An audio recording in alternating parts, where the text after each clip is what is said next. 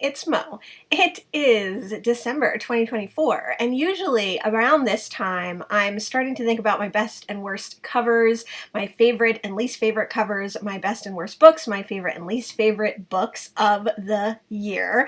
But last year I filmed this content and I never put it out. So I wanted to go back to 2023 and look at my best and worst covers, my favorite and least favorite covers of 2023. Starting with the worst, two of the worst covers of books that I read in 2023 were movie tie-in covers. Now, neither of these covers are too bad. Actually, I kind of like the Secret of NIMH cover because the animation of that movie was so beautiful.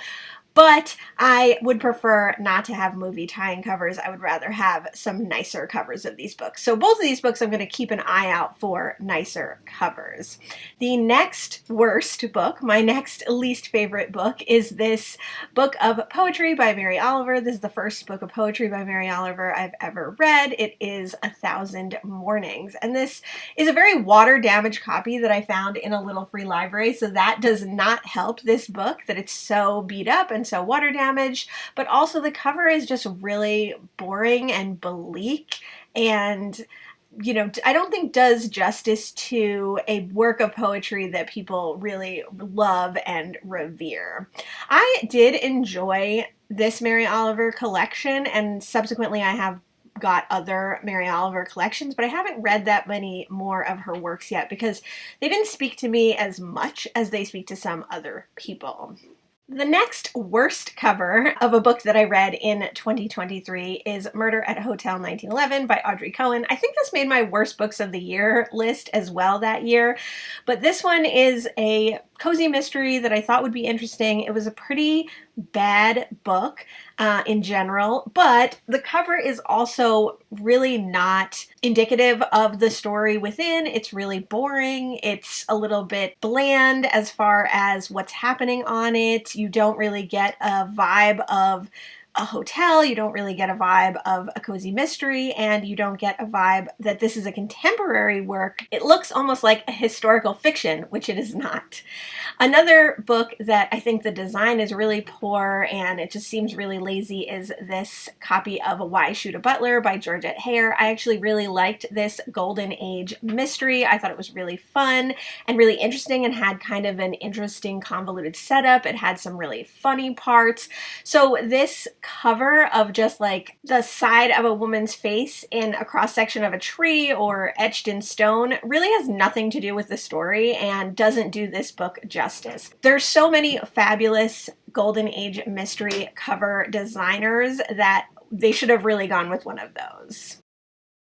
The worst cover, my least favorite cover of 2023 has to go to The Vanishing Half by Brit Bennett. Now, I've talked about this kind of cover before, and I really find it unsettling and upsetting that these covers are so often used in contemporary fiction, in literary fiction, but specifically literary fiction written by people of color. This book follows two Black sisters who can both pass for white. One of them does and the other doesn't. It is inspired by Passing by Nella Larson. It is not a passing retelling, just an inspired by.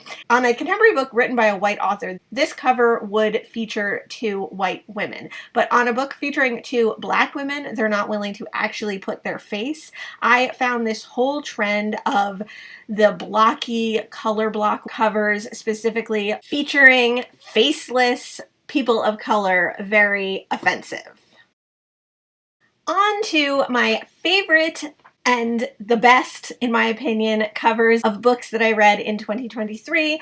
I read a lot of books that had this trend of big houses. Now, in Hotel 1911, it didn't work, but I think in The Sanatorium and Riley Sager's A House Across the Lake, I think it really did work. Of course, I don't like stickers on my book. I don't like book club labels on my books. No one does. I don't know why they do that. Everyone hates it. Every reader hates it, but they do it. So I did enjoy both these house covers. I like that they are both very evocative, very moody, and I like that this trend was specifically for mysteries and thrillers, and some horror that year.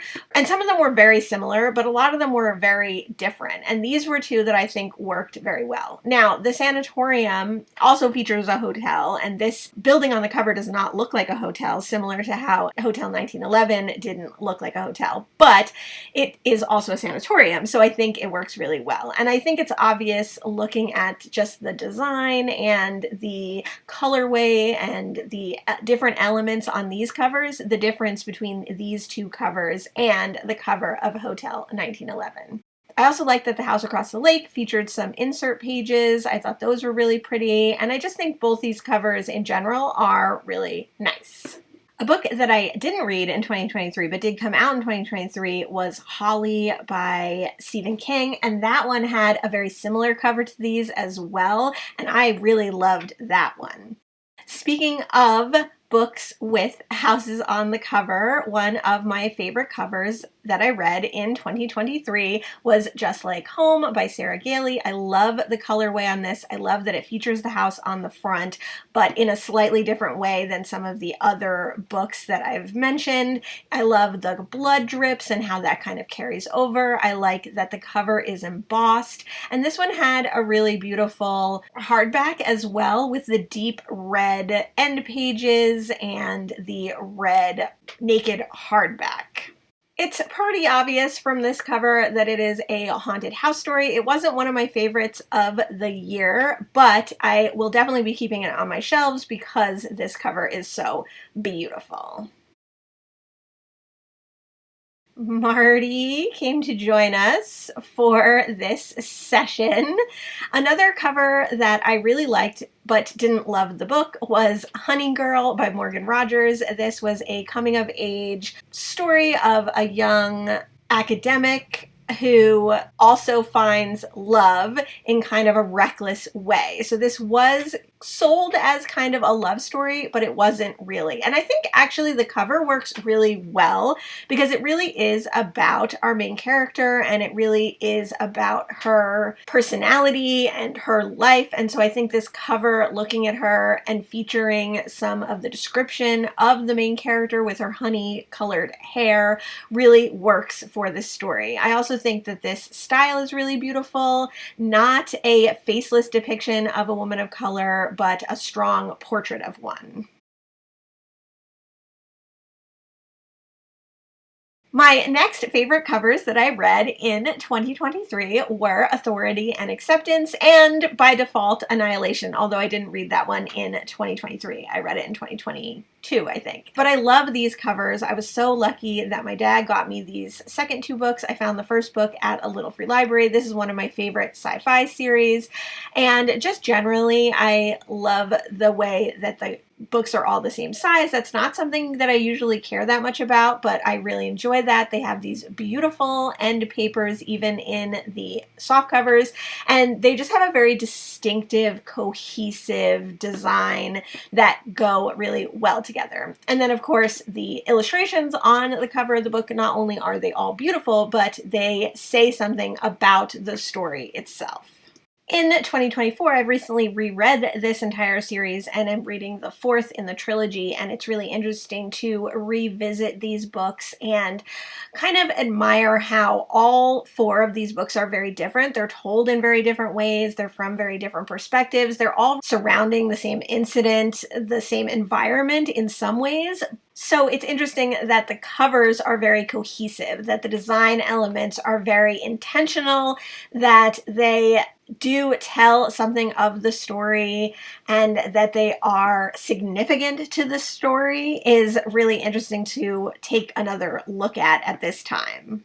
I remember it was really hard for me to pick a favorite cover this year. I almost went with Authority and Acceptance, but I decided to go with Darius the Great Is Not Okay. This is a YA book, and I really enjoyed this coming-of-age story about a young queer man visiting Iran. I think this cover is just absolutely beautiful. I like that this has some illustrations, the title of the story or within the story.